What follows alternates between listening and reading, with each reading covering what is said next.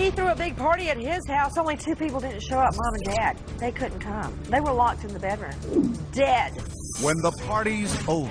His mom took his phone away, and he said he was going to kill her. And he did. They threw a blowout party with his parents still in the house. My eyes popped up. This is real. Now his friend takes you inside the crime. He showed me blood splatter on the baseboard. I told him that I was getting the hell out of there. A tug of war over who's in charge. And his parents plan to stop him until he stopped them first. Killer party. Plus, I don't care if you're in the Wild West. I don't care if you're in the hood. There was no honor in shooting somebody in the back. a parent's nightmare. A good son experimenting with drinking, and then sneaking home and climbing through the window of the wrong house. Inside, a terrified neighbor with a gun. A look inside the investigation, and a heartbroken father retracing his son's last steps. I was absolutely outraged. When the party's over. Welcome to 2020 on ID. I'm John Quinones. The teenage years can be rough. Parents setting limits, kids pushing back, challenging authority. It often becomes a tug of war over who's in charge.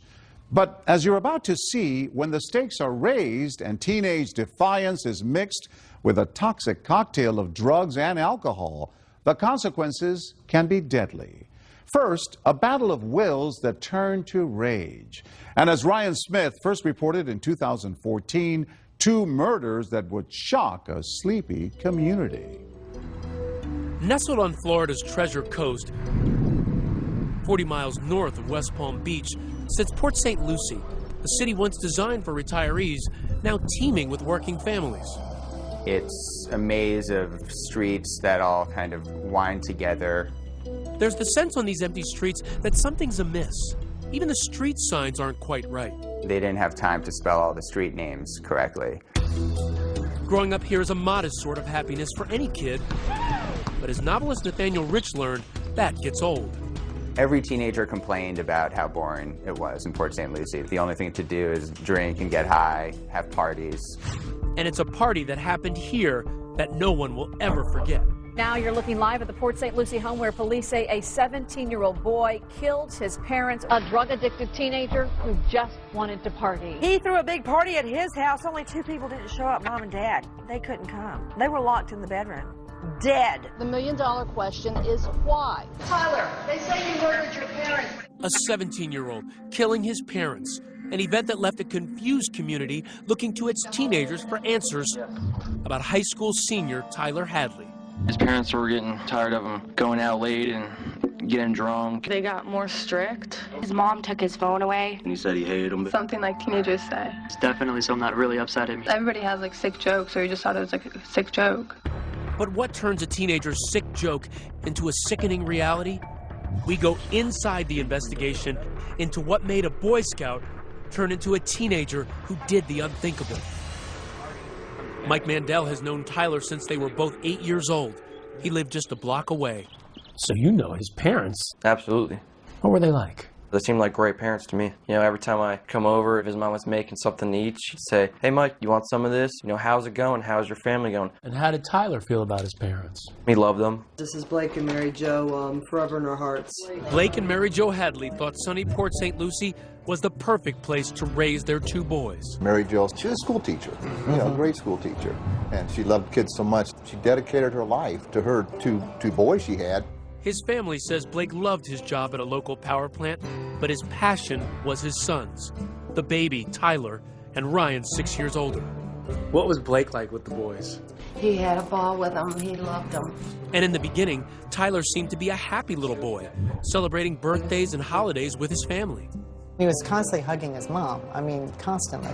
He was an affectionate kid. I just remember him always being a funny kid. He had a really quick sense of humor. Yeah. And you never know what would come out of his mouth. Yeah. In a good way? Sometimes. It was a quality that drew Mike to Tyler. Just walking around trying to find a friend and stumbled upon Tyler, and he slowly became a best friend.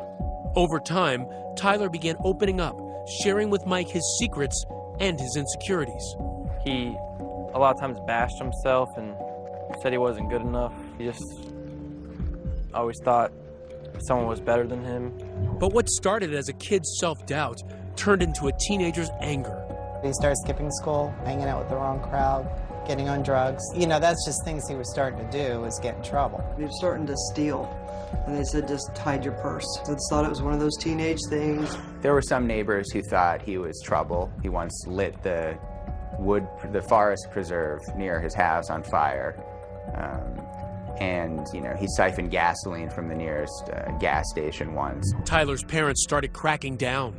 How did they discipline him? They really did everything possible as far as taking away the cell phone, bits and pieces of freedom that children really, cherish at that age. They didn't just abandon him and just let him run in the streets like he wanted to. They tried to rein him in. But Tyler pushed back, continuing to defy his parents. He didn't like following any rules. He liked going out, doing drugs. And then his parents caught on.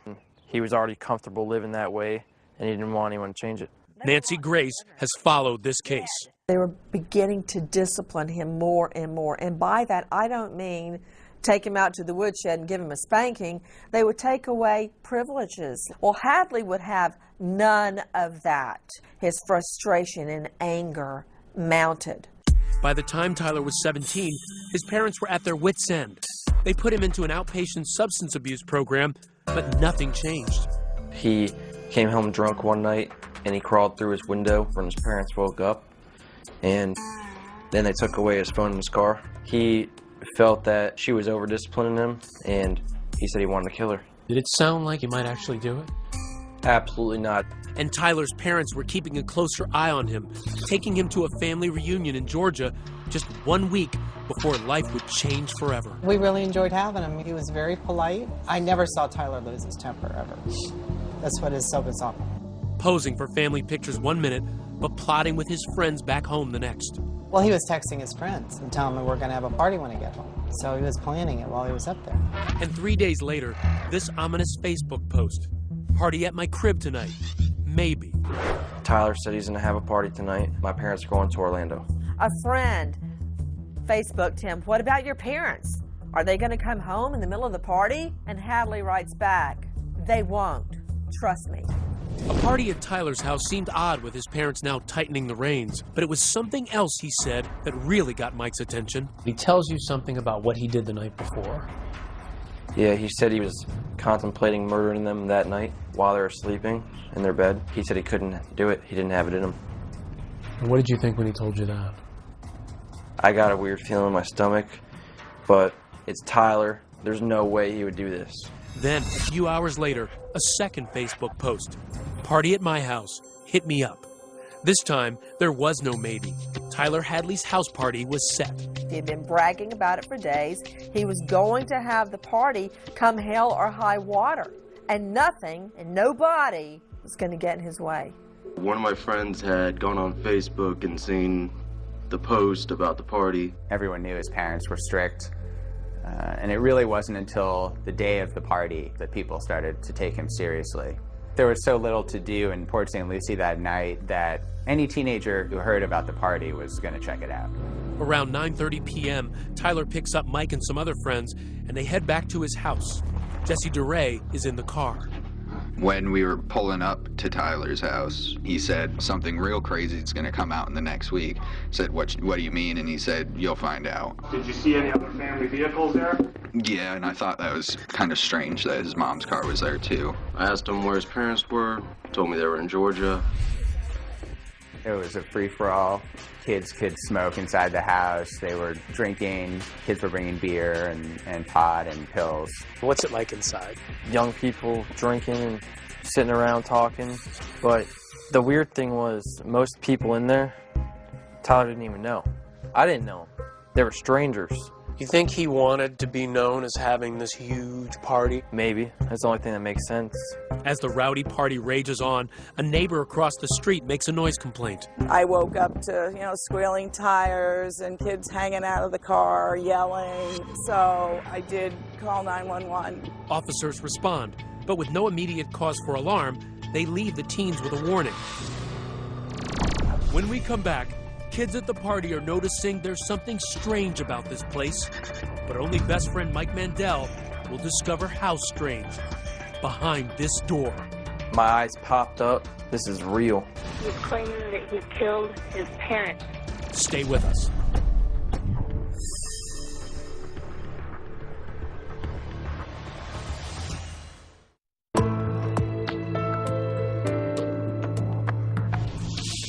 For months, 17-year-old Tyler Hadley's clashes with his parents had been escalating.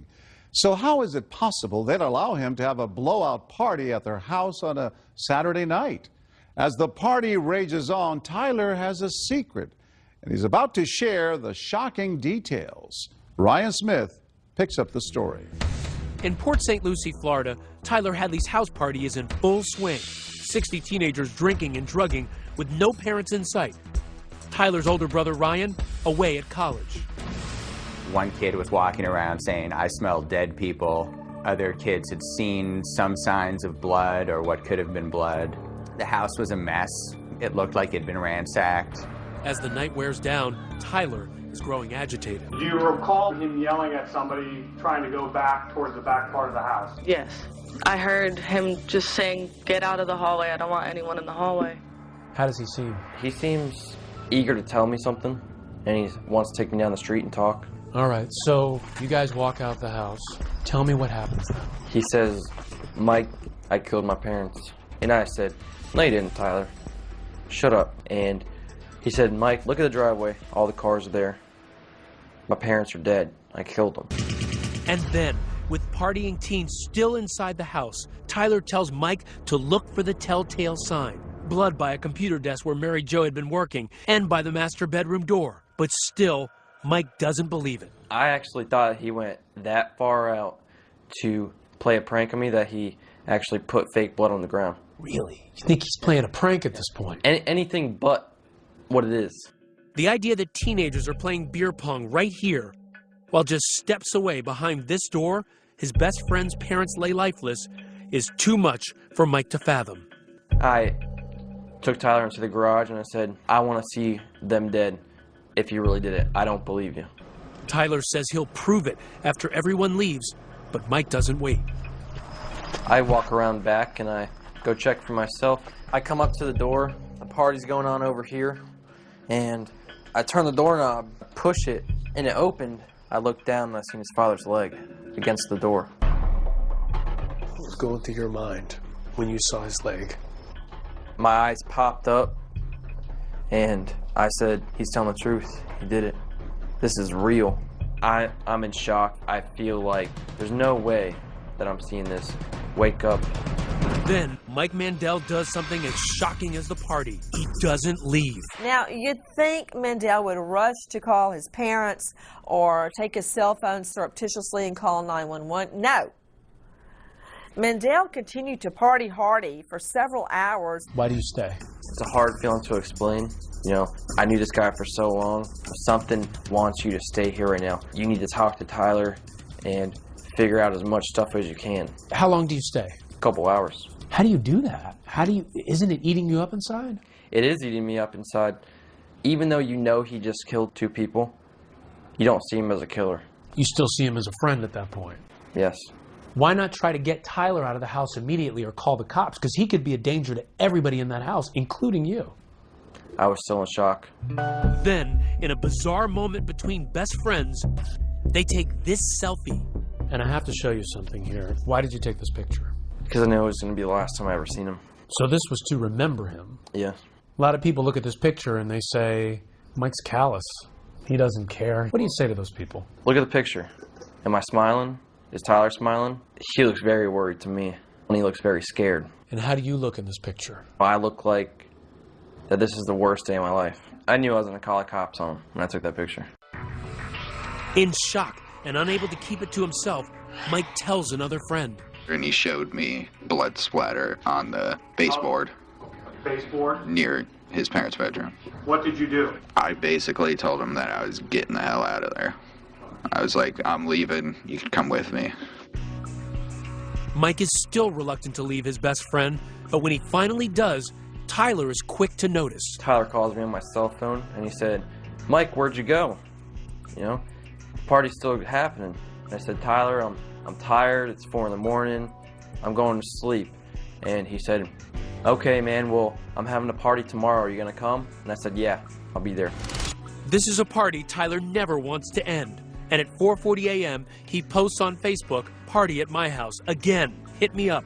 But Mike Mandel won't be there. And immediately after I hang up the phone, I call Crime Stoppers. He got a call from our call center, and he's claiming he killed his parents. I'm sorry, he did what to his parents? He's claiming that he killed his parents. What were you thinking as you're making that call? You know that what you're telling Crime Stoppers could send him to jail for the rest of his life. It wasn't a good feeling, but, you know, even though I was in shock and I didn't believe it, you know, I still knew that I had to do the right thing. And if I didn't call, I would live with that for the rest of my life.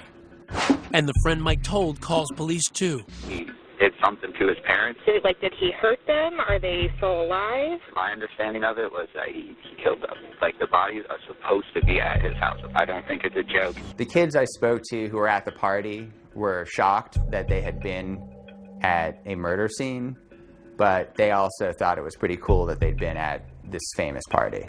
There had been a homicide. A 17-year-old young man had killed his parents with a hammer. What was your first thought? First thought is, no, 17-year-olds don't kill their parents with hammers. When Detective Kristen Meyer arrives on the scene in the wee hours of the morning, remnants of the party are still apparent. We find beer bottles everywhere. They're all over the front yard. You come up, here's the door. The officers knock on the door. Knock on the door. Lights go out.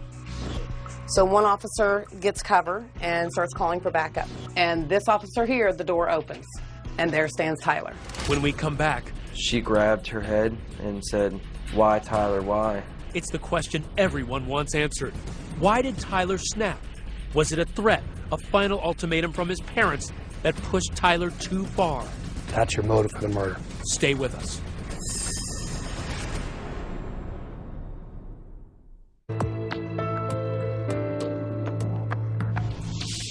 Tyler Hadley has delivered exactly what he promised, the teenage party to end all parties, free-flowing drugs and alcohol with no parents in sight. But when morning breaks and the partiers have all gone home, Tyler is left with the chaos of empty beer bottles and the knowledge of something far worse hidden in the home he shared with his parents. Once again, Ryan Smith. At dawn, when police arrive at Tyler Hadley's house, the party is over. Officers see Tyler alone inside, pacing back and forth. And they creep up to this window because they can peek in. What kind of state was he in at that point? They talked about the look on his face. One officer describes it as deranged. Officers ask where his parents are. He said they're out of town, they're in West Palm Beach. He's placed in handcuffs, and the officers go in and search. Inside the master bedroom, they find what looks more like a garbage pit than a place where Tyler's parents slept just 24 hours before. The room is packed with items from all over the house: furniture, magazines, pictures, food. Mom's Good Housekeeping magazine, homework from her students, a family calendar. Underneath, investigators find the bodies of Blake and Mary Jo Hadley. It's the darkest turn possible for a Saturday that began with ordinary errands for the Hadleys. A trip to the local farmer's market, a visit to a dress shop. They were back home early afternoon. His father taking a nap, his mother at the computer. Tyler told his best friend Michael Mandel that to psych himself up, he listened to the Lil Boozy song Feel Lucky. Got it on your mind, won't you feel lucky? Then he grabbed a hammer. He said he stood behind his mother for 5 minutes while she was on the computer trying to figure out whether or not he should hit her or not, and then at some point he hit her. Mary Jo's screams woke his father. He rushed to the doorway and was stunned by what he saw. And he couldn't even move.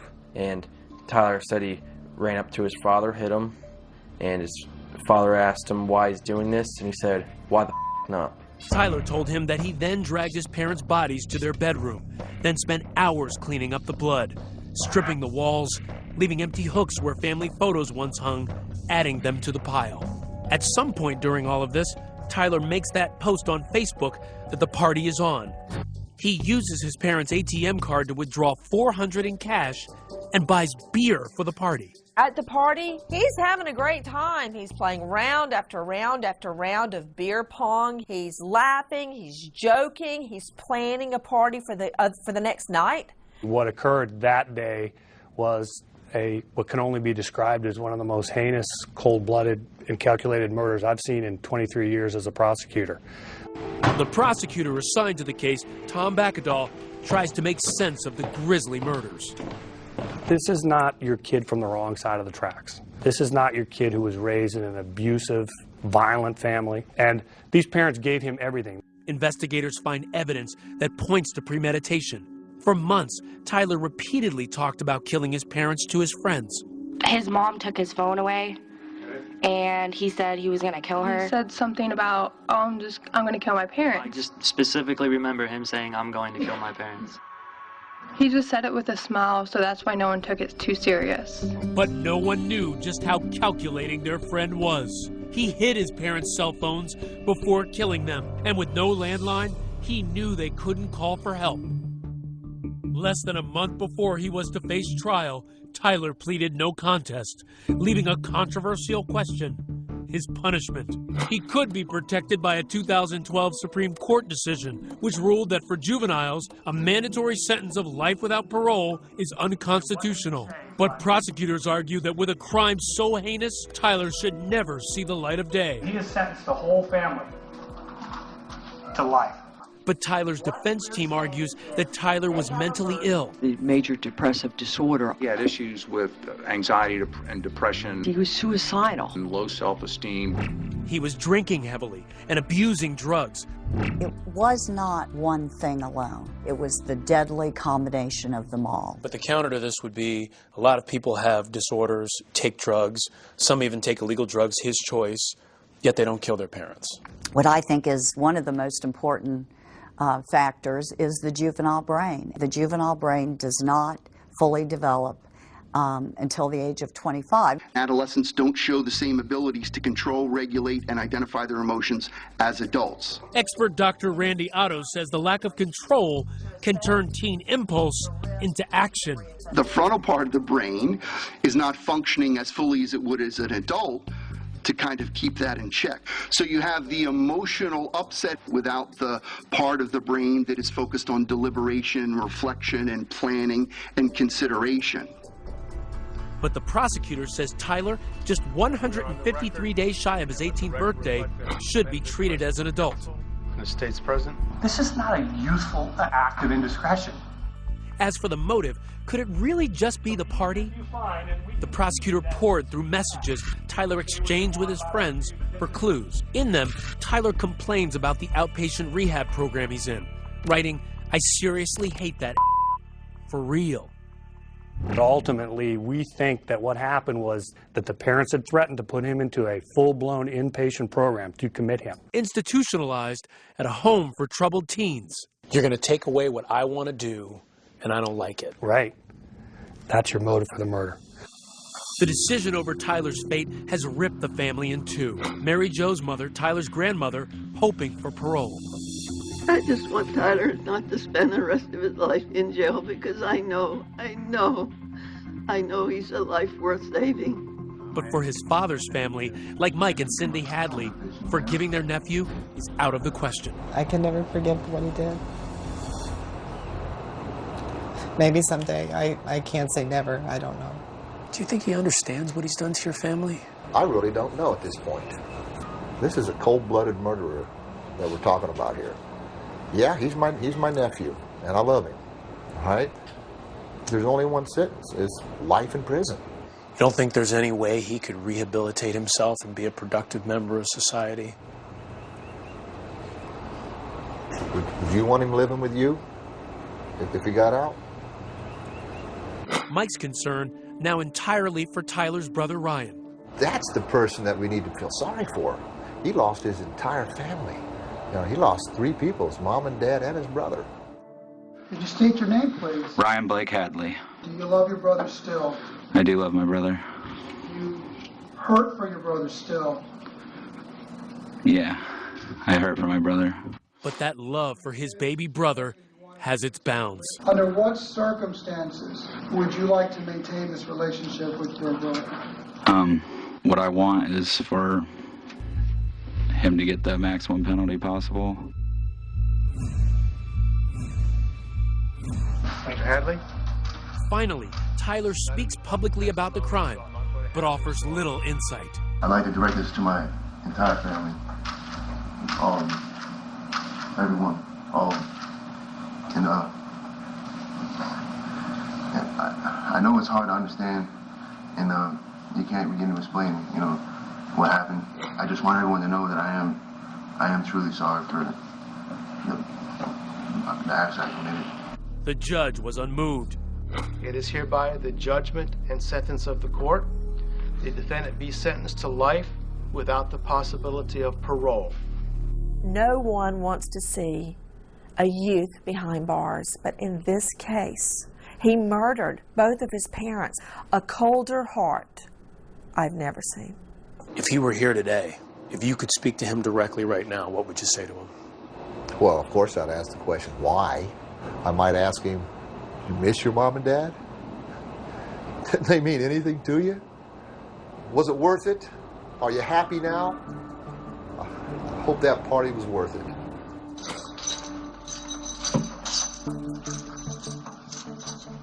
As of 2015, Tyler Hadley is appealing his sentence. Coming up, a good kid grounded and sneaking out to party. But when he comes home drunk, the consequences are deadly. The alarm went off, and then I saw the light come on. Caleb then turned around and simply said, "You just shot me." When we come back.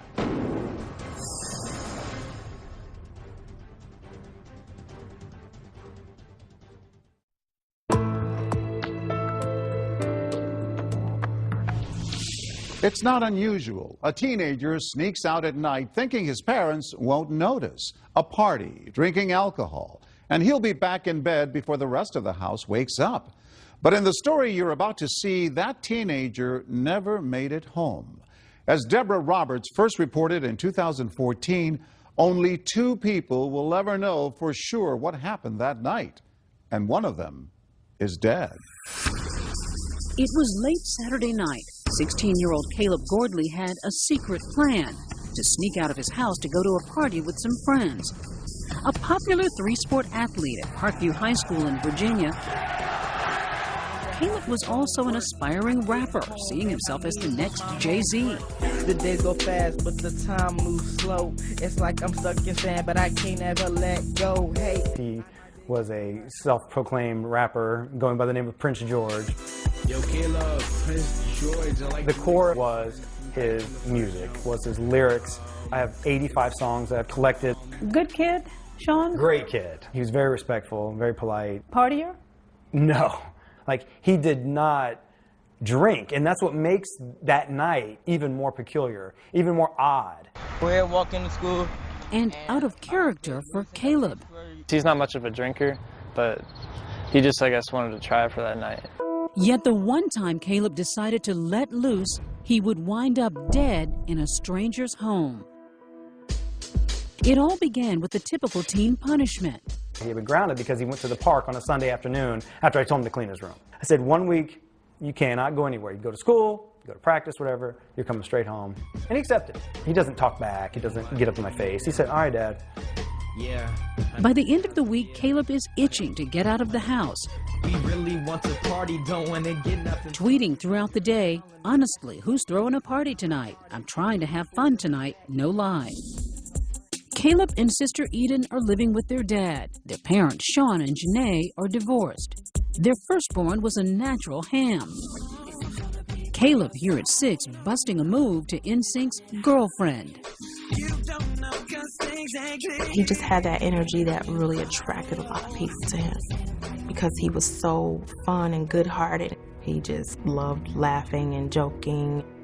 To give their kids a better life, the Gordleys left behind the tough, crime-ridden streets of Dayton, Ohio, for the tranquil suburbs of Sterling, Virginia, where Sean is a corporate IT manager. I was happy with the area. I was happy with the school. The community seemed to be very active and social and kind of close-knit. After the split, Janae moved back to Ohio to go to school, but never missed a beat with her kids. How much did you monitor his social media accounts? A lot. And that was the one time I didn't in that particular day. I would have saw the signs if I would have just looked that day. About the parties and... He was looking for someplace to go that night. So at the stroke of midnight, Caleb slips out of his two-story home. He would never return. Caleb's first mistake would happen just after arriving at a buddy's house a few blocks away. Some of the boys begin tossing back vodka shots. By 2 a.m., a woozy Caleb decides it's time to go home before his dad notices he's gone.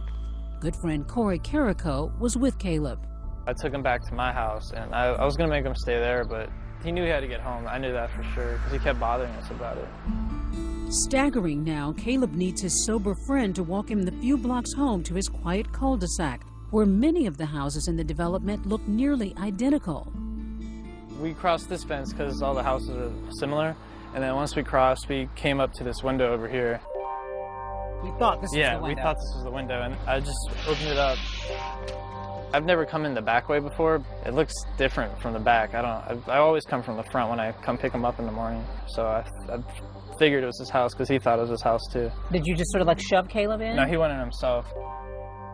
The alarm went off, and then I saw the light come on, and then I heard yelling, which I thought it was Dad. So then I ran because I thought I was going to get in trouble. Turns out it's not Caleb's dad. In fact, it's not even Caleb's house. It's the neighbor's home 2 doors down. The startled homeowner grabs his .40 caliber pistol that he kept next to his bed, thinking a burglar has broken in at 2:30 in the morning. In the chilling moments that follow, gunshots.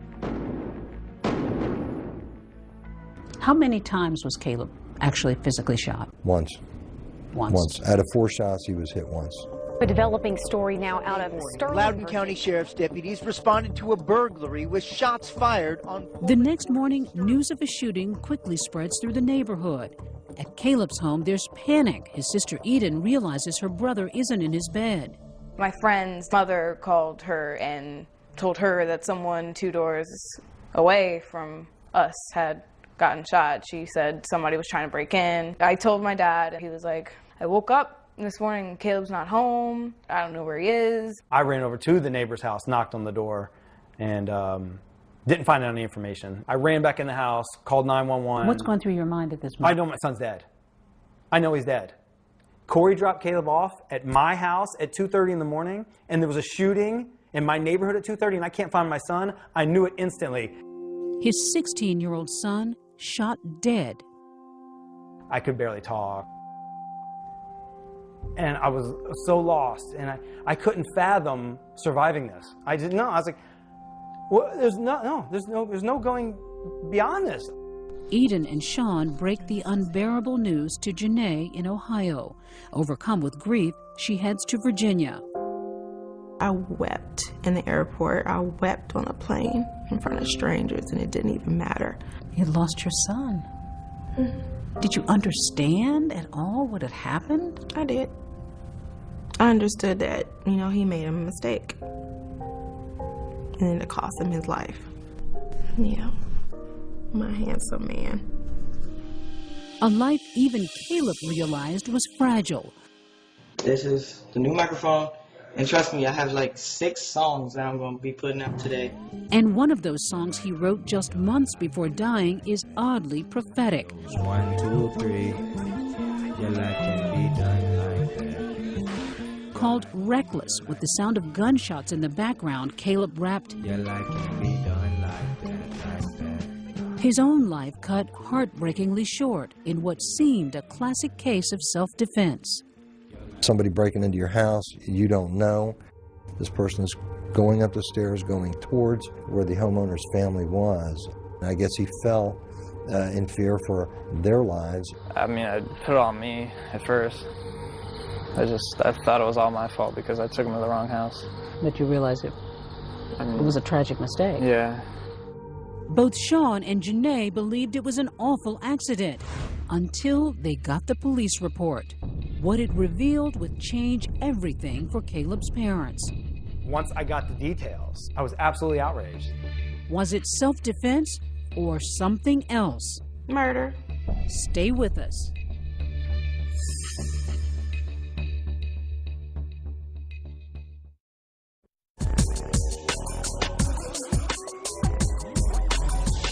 Yeah. After a night of drinking, 16-year-old Caleb Gordley mistakenly entered the wrong house and was shot dead by his neighbor just 2 doors down. In the immediate aftermath of the shooting, Caleb's father, Sean, was on a mission. And that was to let the world know my son made a mistake. He was not there to harm anybody. He was not there to rob anybody. That's all I cared about, letting everybody know he went to the wrong house. You said right after this happened that you felt forgiving towards your neighbor. Correct. Do you still? No, not 1% forgiving. I'll tell him right here and right now, I apologize for my son entering your house. I will take that. Beyond that, there is no forgiveness. Once I got the details, I was absolutely outraged. This is a horrible, horrible set of circumstances for the family, horrible set of circumstances for the shooter. But 5 months after their neighbor, seen here and identified by others in the neighborhood, shot and killed their teenage son, my son is gone. And nothing will bring him back. Sean and Janae are no longer conciliatory. It sounded like a mistaken identity. Someone thinks there's a burglar in their home and they're trying to defend themselves. At no point during the homeowner's count of the events did he ever describe Caleb in any way being aggressive, ill intent. He did not approach him. He did not come after him in a violent way. In fact, Corey Carrico says his friend Caleb was visibly impaired when he tried getting him home. Yeah, he was stumbling a lot. He fell down on the sidewalk a couple times. I mean, even though he had to be home, I probably should have just kept him at my house. Or waited a little bit longer. Sean is convinced that his son was confused, since his home has a nearly identical floor plan to the neighbor's. From the vantage point upstairs, Sean showed us what he thinks happened, according to the police report. He was crawling into his window. Correct. Where do you think the homeowners saw him first? According to the police report, the homeowner came down this hall, immediately saw Caleb in the kitchen area. He saw his face, he did not recognize him, and he yelled at him to get out of the house. He suspects his intoxicated son believed he was hearing his dad's angry voice. So Caleb would have continued on thinking he's going to his bedroom, you think? Yes, correct. But remember, the 6-foot-tall boy is in his neighbor's home and headed toward the bedrooms where his neighbor's fiancée and son are staying. The homeowner said he made eye contact with Caleb and there was a dazed look on his face. So he knew he was on drugs, alcohol, whatever the case may be. And as he came up the steps, he said he saw no weapon. His neighbor then yells out and fires a warning shot, fearing the unknown intruder who's making his way upstairs near his family. Caleb then, according to his statement, turned around, didn't attack the person shooting at him, and simply said, according to the statement, "You just shot me." Then the end for Caleb, an ending Sean finds unconscionable. The autopsy report revealing the cold, hard fact that Caleb was shot in the back. The homeowner angled against the wall and fired through Caleb's chest, and then a fourth shot past Caleb's head that he aimed at his head, missed. Caleb then took 2 more steps and fell face down on the floor, right in front of what he thought was his own bedroom. I don't care if you're in the Wild West. I don't care if you're in the hood. There was no honor in shooting somebody in the back. So why would the homeowner fire multiple times when this person didn't appear to have a weapon? It's 2:30 in the morning. You have a person that actually comes in through a window. The alarm sounds off. I mean, he was 6 foot tall, unknowns to the homeowner, wearing dark clothing. The homeowner advised him to stop, and that he would shoot, and Caleb continued to come forward. He lined himself up at the perfect angle to shoot a hollow point bullet through my son's lung and explode his chest. And then a fourth shot at his head for good measure. That's what he did. Do you see it as murder or accidental shooting? Murder. Murder? He shot him in the back. If you're really in fear of danger, of your life and your family's life, why would you allow a person that that appeared to be dazed to you walk right past you and then you shoot him in the back? If Caleb would have crossed that street right there and got hit by a car, I would have nobody to blame but Caleb. I have somebody else to blame for my son's death. I just do. This kid is a kid of color, a black kid. Did that have any impact on this case? I can't see that it would. The entire situation was just bad all the way around. Somebody coming into your house, not stopping when you're giving them commands to stop. Somebody continued to advance on you. Somebody going up the stairs where your family is. The homeowner has not spoken out publicly. Have you had any sense of how this has impacted him? In conversations with my detectives, I understand that he was devastated by what had happened. So much so that he had to take a couple weeks off. After a police investigation, no charges were filed against the neighbor, a volunteer firefighter who owns a consulting company. Through his attorney, he declined our request for an interview, saying the incident was an unfortunate tragedy on every level, but as we are not confident that participating in your program would contribute to the healing process, we are unwilling to so participate. 10 months after their son's death, Sean and Janae Gordley still can't understand how a teenage mistake can end so tragically. The man who took their son's life did reach out to the Gordleys through his attorney, saying he was sad about what happened, but Sean threw out the note, offended by its formal tone. Do I hate him? No. Do I want him put away? No, I don't think that's going to solve anything. Do you want to hear from him personally? I would love to. He's 2 doors down. 2 doors down. Do you still see this neighbor? I never saw him before. I haven't seen him since. What's the lesson in all of this, Janae? We need to get out of our own bubbles. We don't get outside and shake our neighbors' hands or invite them over to dinner or just get to know them better. 2 doors down. 2 doors down, and you didn't recognize that that was your neighbor. Some people would have packed up and moved right away, but yet you've somehow managed to stay here.